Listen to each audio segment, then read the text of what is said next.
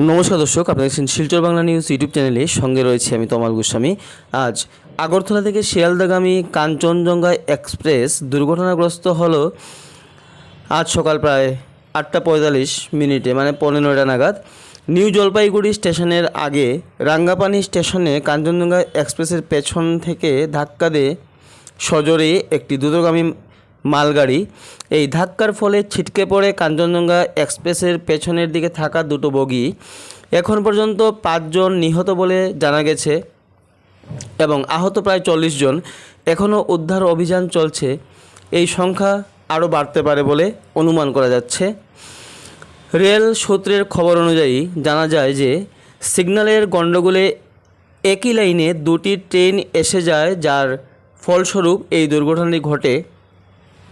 শিয়ালদাগামী এই অভিশপ্ত কাঞ্চনজঙ্ঘা এক্সপ্রেসে বেশিরভাগ যাত্রী ত্রিপুরা, বদরপুর, হাইলাকান্দি, করিমগঞ্জের থাকতে পারেন বলে আশঙ্কা প্রকাশ করা হয়েছে। আপনারা স্ক্রিনের মধ্যে দেখতে পাচ্ছেন কীভাবে লাইনচ্যুত হয়ে দুটি বগি রাস্তার মধ্যে পড়ে আছে। যাত্রীরা ছিলেন, ওনাদের প্রচণ্ডভাবে ভয়গ্রস্ত অবস্থায় গাড়ি থেকে নেমে এসছেন। এখনও হয়তো অনেক প্রাণের স্পন্দন কামরার ভিতরে থাকতে পারে বলে অনুমান করা যাচ্ছে।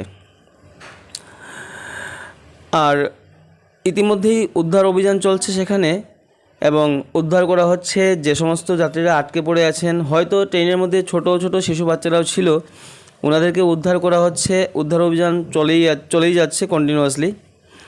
আর আমাদের সব থেকে বেশি খারাপ লাগছে যে এই দুর্যোগপূর্ণ অবস্থার মধ্যে, এই দুর্যোগপূর্ণ অবস্থায় যে এই অ্যাক্সিডেন্টটি হয়েছে, যারা ঘর থেকে বেরিয়েছিলেন নানান কাজের জন্য, নানান চিন্তাধারা নিয়ে, আজ ওনারা কী ফেস করছেন সেটাই চিন্তার বিষয়।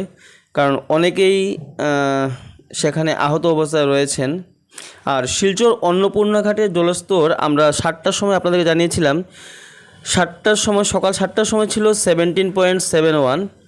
তারপরের জলস্তর যদি আমি আপনাদেরকে বলতে চাই তাহলে ক্রমাগত বৃদ্ধি পেয়ে চলেছে। শিলচর শহরে বরাক নদীর অন্নপূর্ণা ঘাটের জলস্তর সকাল 8টার সময় ছিল 17.72 মিটার, মানে 1 সেন্টিমিটার বৃদ্ধি পেয়েছে, এবং সকাল 9টার সময় তা 17.75 সেন্টিমিটার ছিল, যেটা 3 সেন্টিমিটার বৃদ্ধি পেয়েছে।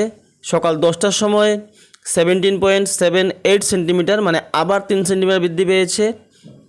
সকাল 11টার সময় 17.81 সেন্টিমিটার, মানে আবার 3 সেন্টিমিটার বৃদ্ধি পেয়েছে। দুপুর 12টার সময় 17.84 সেন্টিমিটার, এবং প্রাপ্ত খবর অনুযায়ী আমরা আজকে দুপুর 1টার সময় যে আপডেটটি পেয়েছি সেটা হচ্ছে 17.87।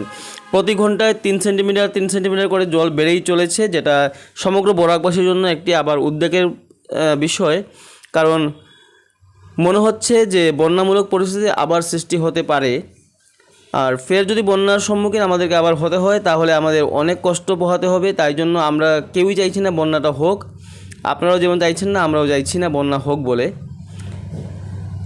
আপনারা যে যেখানে থাকবেন ভালো থাকবেন, সুস্থ থাকবেন, এবং আমাদের চ্যানেলটিকে অতি অবশ্যই লাইক এবং সাবস্ক্রাইব করে আমাদের পাশে থাকবেন, যাতে প্রতিটি আপডেট আমরা প্রতিটি সময়ে আপনাদের কাছে পৌঁছে দিতে পারি। আর সাবস্ক্রাইব করতে বা লাইক করতে কোনো টাকা পয়সা কিছুর প্রয়োজন নেই, শুধুমাত্র আপনারা আপনাদের ভালোবাসা দেখাবেন আমাদেরকে, তাতেই যথেষ্ট। আমরা সেই আপডেটটি আপনাদের কাছে সবসময় যথাসময়ে পাঠিয়ে দেব। বিগত বন্যার সময় আমরা পাঠিয়েছিলাম।